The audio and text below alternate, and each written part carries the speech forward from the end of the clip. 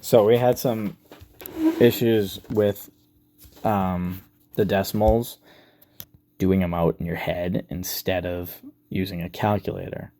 So if you're doing them in your head, and this is the problem we had before, 10.05 minus 7.79. So if you notice, not all of the top numbers are bigger than the bottom numbers. So what we need to do is we need to start over here, right here, and work our way this way. Okay, so that 0 minus 7 I can't do, so I need to borrow one from the left of it. So I'm borrowing this one. Now that's a 10. This is a 0 now. Okay. If I go to the right again, I see 0 minus 7 again. So I need to borrow one from here. I have 9. And now this is a 10. Oops. I go to the end. 5 minus 9 I can't do. So now we do 9. And this turns into a 15. Okay. So now I can do my problem out. We have 15 minus 9 is 6.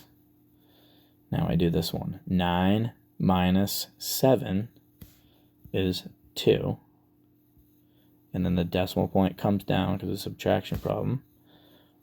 And I can do 9 minus 7 again, which is 2.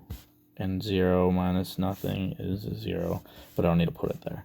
So that would be our final answer for that one. So I put another couple problems here to see, to show you this again. So we start on the left of this one, 45.059 minus 19.724. I see the 4 minus 1 is okay. So, oops, I got 5 minus 9, which I can't do. So I'm going to borrow one from here, making this a 3. This is now 15. I go over to the right again. At 0 minus 7, I can't do that. So I need to borrow one from here. Now this is 14. And this comes at 10. If I keep going to the right, I'm all set because those numbers are bigger. So now I can start my subtraction starting on the right. 9 minus 4 is 5. 5 minus 2 is 3. 10 minus 7 is 3. I put the decimal point right below. And 14 minus 9, I have 5. 3 minus 1 is 2. The answer is 25.335. I gave you another problem because this one's a little different. So we go from, it's 84.3 minus 0.863. We can actually put some imaginary zeros here.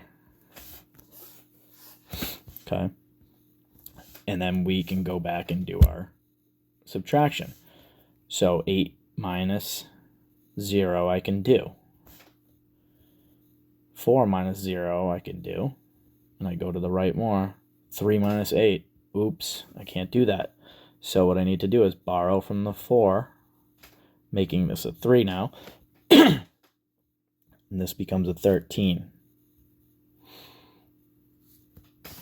What I think is easier is to cross this off and write 13 up here.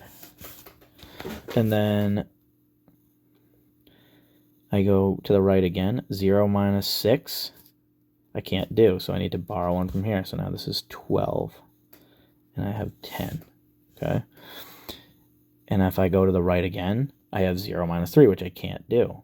So I'm going to go up here. This is now a 9. And this is a 10.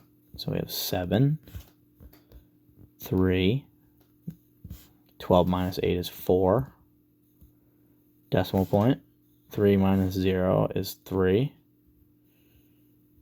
And 8 minus 0 is 8. 83.437. That's my little decimal lesson.